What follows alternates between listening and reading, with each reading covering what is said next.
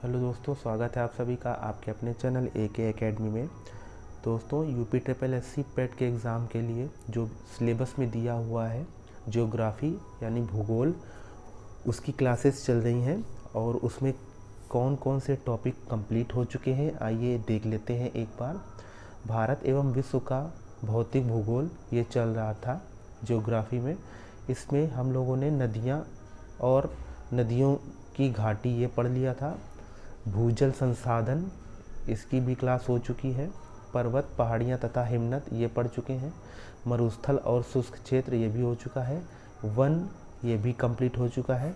और जो आज की क्लास है तो टॉपिक का नाम क्या रहेगा? खनिज संसाधन, विशेषकर भारत में। ये आज हम लोग को पढ़ना है।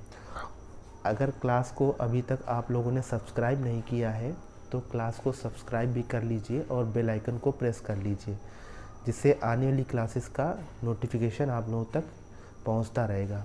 और क्लास को ज़्यादा से ज़्यादा लाइक करिए और शेयर भी करते जाइए। तो चलिए स्टार्ट करते हैं। और एक जानकारी और दे दें कि चैनल की प्लेलिस्ट बनाई गई है, जिसमें आप लोगों की छूटी हुई जितनी भी क्लासेस हैं, अगर आप लोगों से छूट गई हैं पिछली क्लासेस तो आप लोग वहाँ पे जा कर के प्लेलिस्ट में जा कर के देख सकते हैं। तो आइए चलते हैं आज का जो टॉपिक है खनिज संसाधन, विशेषकर भारत में। ये हम लोग को आज पढ़ना है, खनिज संसाधन विशेषकर भारत में। तो चलिए देख लेते हैं। और हेडिंग है हमारी खनिज। खनिज क्या होता है इसके बारे में देख लेते हैं। तो हेडिंग पहली बनाई गई है खनिज। तो इसमें पहला पॉइंट बताया गया है कि भूवैज्ञानिकों के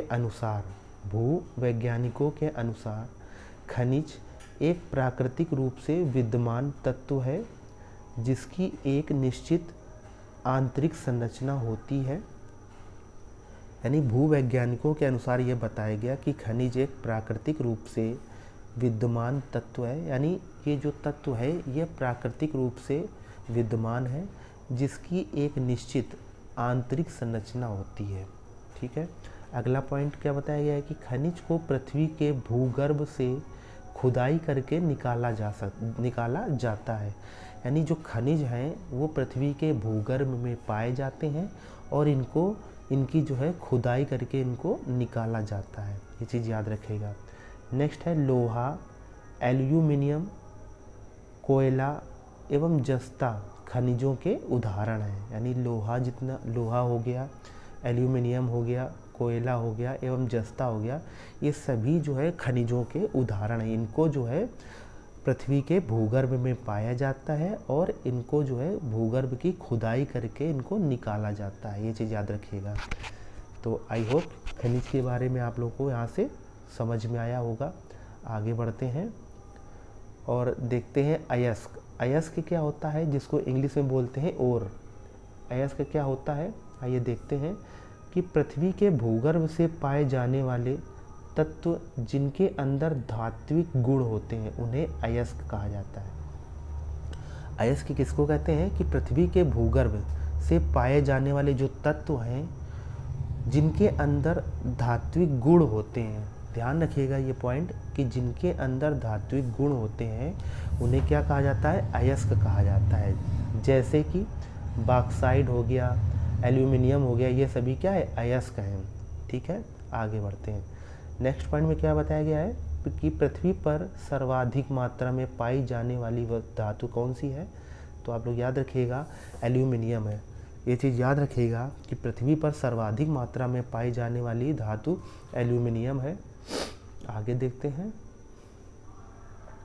नेक्स्ट इसमें पॉइंट में क्या बताया गया है कि बॉक्साइट से एल्यूमिनियम प्राप्त होता है। यानी ये पॉइंट याद रखिएगा कि एल्यूमिनियम किससे प्राप्त होता है, तो आप लोग बताएंगे बॉक्साइट से एल्यूमिनियम प्राप्त होता है। आगे बढ़ते हैं और नेक्स्ट हेडिंग है भारत में खनिज।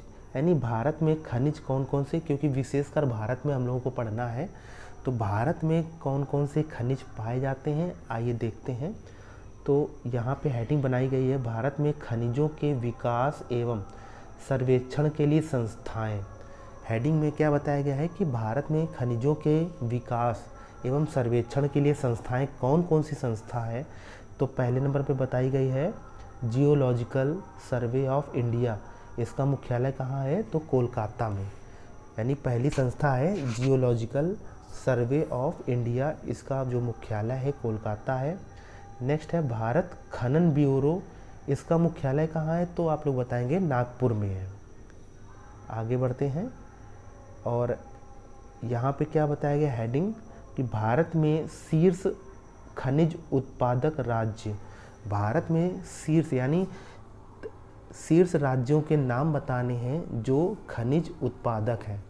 तो जितना भी डेटा दोस्तों यहाँ पे बताया जा रहा है वो 2021 और 22 के अनुसार बताया जा रहा है, यानी लेटेस्ट में डेटा बताया जा रहा है।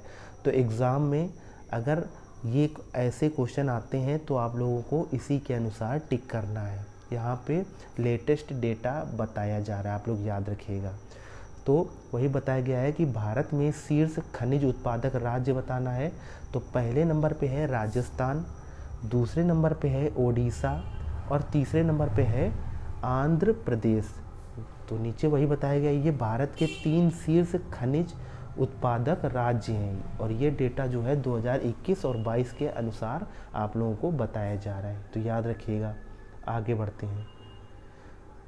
नेक्स्ट हेडिंग बनाई गई है कि खनिज का वर्गीकरण किया गया है। तो खनिज 3 प्रकार के होते हैं, कौन कौन से, आइए देख लेते हैं। तो पहली हेडिंग है धात्विक खनिज। धात्विक खनिज, इसमें क्या बताया गया है कि धात्विक खनिज 2 प्रकार के होते हैं।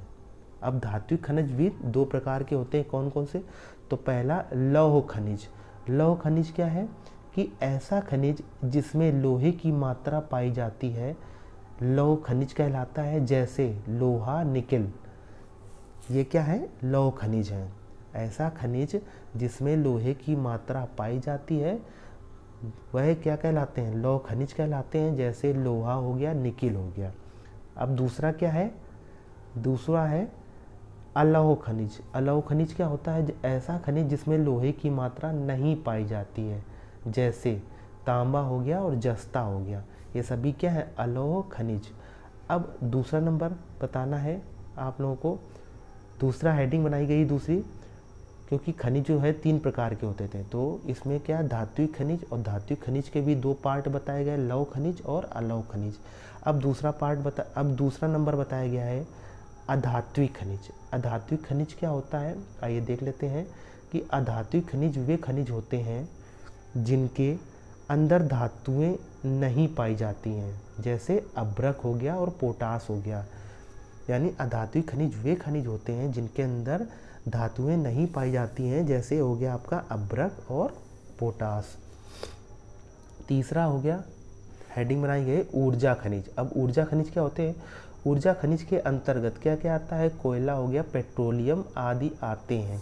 तो यह हमारे खनिज हो गए। खनिजों का वर्गीकरण 3 तरह से किया गया था, तो कौन कौन से, धात्विक खनिज, अधात्विक खनिज और ऊर्जा खनिज, याद रखिएगा। आगे बढ़ते हैं। अब कुछ महत्वपूर्ण खनिज बताए गए हैं। कुछ महत्वपूर्ण खनिज में तांबा के बारे में पढ़ लेते हैं कि भारत में तांबा का सर्वाधिक उत्पादन मध्य प्रदेश में होता है। क्या बताया गया है, याद रखिएगा, यहाँ पे हर पॉइंट जो है बहुत ही इम्पोर्टेंट है कि भारत में तांबा का उत्पादन, सर्वाधिक उत्पादन मध्य प्रदेश में होता है। भारत का 64% यानी 64% तांबा मध्य प्रदेश में पाया जाता है।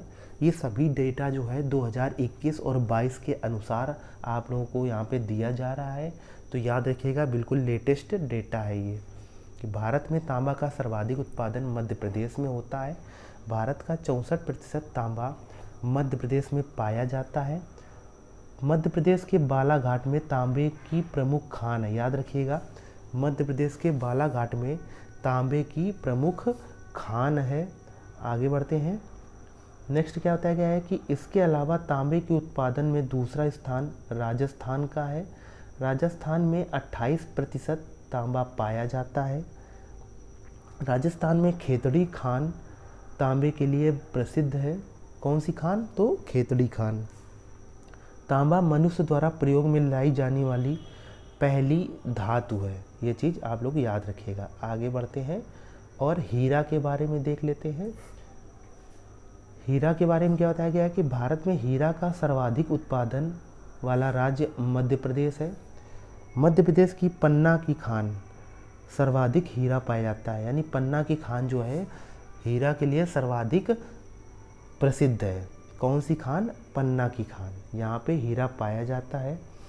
और आगे देखते हैं कोहिनूर हीरा गोलकुंडा जो कि तेलंगाना में है अब की खान से निकाला गया था।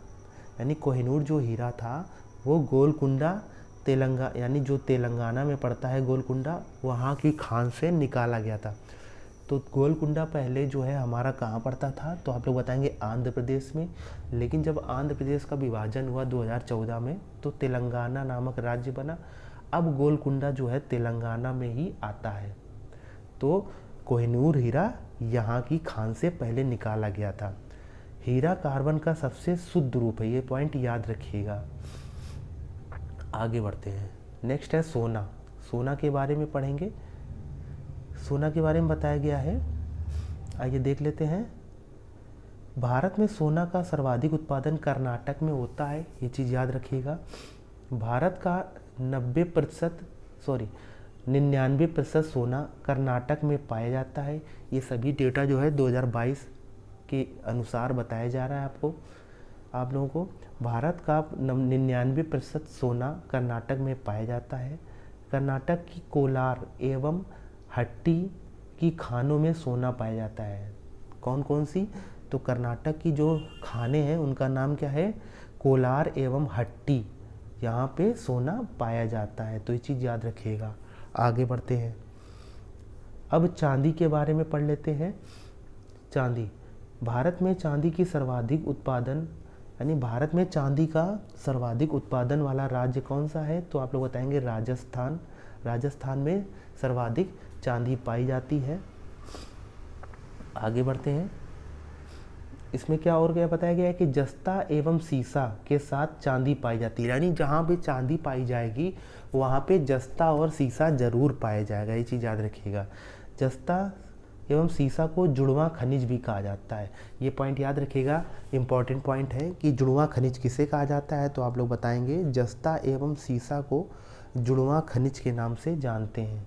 राजस्थान में ज्वार नामक खान चांदी के उत्पादन के लिए प्रसिद्ध है। कौन सी खान? तो राजस्थान में ज्वार जो नामक खान है वह चांदी के लिए प्रसिद्ध है, आप लोग याद रखिएगा। आगे बढ़ते हैं और जिप्सम के बारे में देख लेते हैं। जिप्सम क्या है? भारत में जिप्सम का सर्वाधिक उत्पादन राजस्थान में होता है। भारत में जिप्सम का सर्वाधिक उत्पादन राजस्थान में होता है।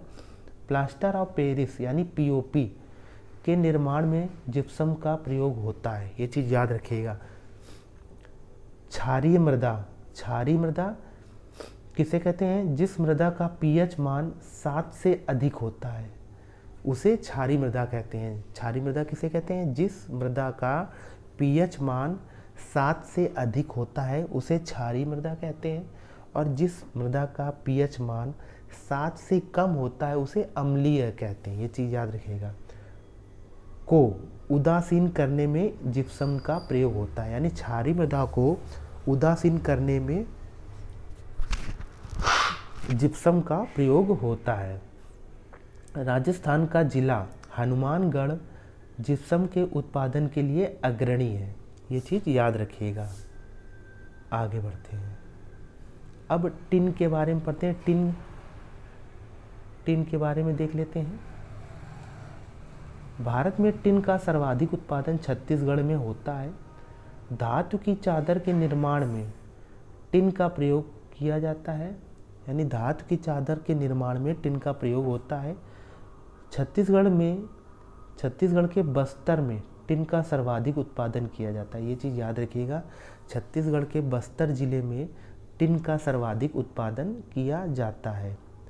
आगे बढ़ते हैं और अभ्रक के बारे में देख लेते हैं। अभ्रक के बारे में कि विश्व में अभ्रक का सर्वाधिक उत्पादन करने वाला देश भारत है। अगर विश्व की बात करें तो अभ्रक का सर्वाधिक उत्पादन करने वाला जो देश है वो भारत है। भारत में अभ्रक का सर्वाधिक उत्पादन करने वाला राज्य कौन सा है? तो आप लोग बताएंगे आंध्र प्रदेश है। अभ्रक का उपयोग जो है विद्युत उपकरण के निर्माण में किया जाता है, क्योंकि यह विद्युत का कुचालक है। आप लोगों ने देखा होगा जितने भी विद्युत उपकरण आते हैं उसमें अभ्रक का प्रयोग किया जाता है। क्यों किया जाता है? क्योंकि यह विद्युत का कुचालक है और हमें जो है करंट लगने से बचाता है। आगे बढ़ते हैं। आंध्र प्रदेश के नेल्लोर जिले में अभ्रक का सर्वाधिक उत्पादन किया जाता है। आंध्र प्रदेश का जो नेल्लोर जिला है यहाँ पे अभ्रक का सर्वाधिक उत्पादन किया जाता है। आगे बढ़ते हैं और बात करते हैं लौह अयस्क की। लौह अयस्क के बारे में देख लेते हैं कि भारत में लौह अयस्क का सर्वाधिक उत्पादन ओडिशा में किया जाता है। याद रखिएगा, ओडिशा के क्योंझर की खान सर्वाधिक लौह उत्पादन करने वाली खान है। जो ओडिशा की क्योंझर खान है सर्वाधिक लौह उत्पादन करने वाली खान है। इसके अलावा लौह अयस्क का उत्पादन छत्तीसगढ़ के बैलाडीला में होता है। इसके अलावा लौह अयस्क का उत्पादन कहाँ होता है? तो छत्तीसगढ़ के बैलाडीला में होता है। आगे बढ़ते हैं। कर्नाटक के कुंदेरमुख की खान लौह अयस्क के उत्पादन के लिए प्रसिद्ध है। कर्नाटक की कौन सी खान? तो कुंदेरमुख की खान जो है लौह अयस्क के लिए प्रसिद्ध है। आगे बढ़ते हैं और कोयले के बारे में पढ़ते हैं। भारत में कोयले का सर्वाधिक उत्पादन करने वाला राज्य कौन सा है? तो आप लोग बताएंगे झारखंड है। सभी लोगों को पता होगा कि कोयले का सर्वाधिक उत्पादन कहाँ होता है? तो झारखंड में होता है। झारखंड में धनबाद कोयले का उत्पादन के लिए सर्वाधिक प्रसिद्ध है। यानी जो झारखंड में धनबाद पड़ता है यहाँ पे कोयले का उत्पादन सर्वाधिक किया जाता है। ये चीज़ याद रखिएगा। अब आगे बढ़ते हैं। धनबाद को सिटी ऑफ कोल भी कहा जाता है। धनबाद को सिटी ऑफ कोल भी कहा जाता है। कोयला अनवीकरणीय संसाधन है। यानी ध्यान रखना, कोयला जो है अनवीकरणीय संसाधन है। ये चीज़ याद रखिएगा। कोयला जो है अनवीकरणीय संसाधन है। यानी अनवीकरणीय क्या होता है? तो याद रखिएगा, जिसको मानव द्वारा उत्पन्न ना किया जाता हो, यह प्राकृतिक रूप से उत्पन्न होता हो, यानी इसका नवीकरण ना किया जाए, एक रूप से दूसरे रूप में ना बदला जाए, उसे क्या कहेंगे? अनवीकरणीय। तो कोयला क्या है? अनवीकरणीय संसाधन है। क्योंकि इसका ये कैसे मिलता है? यह जो है 100 साल 50 साल के बाद जो है पृथ्वी के भूगर्भ से मिलता है। आगे बढ़ेंगे। इसके अलावा पश्चिम बंगाल में रानीगंज कोयले के उत्पादन के लिए प्रसिद्ध है। इसके अलावा जो पश्चिम बंगाल के रानीगंज जो ज़िला है कोयले के उत्पादन के लिए ये भी प्रसिद्ध है। तेलंगाना के सिंगरौली कोयले के उत्पादन के लिए प्रसिद्ध है।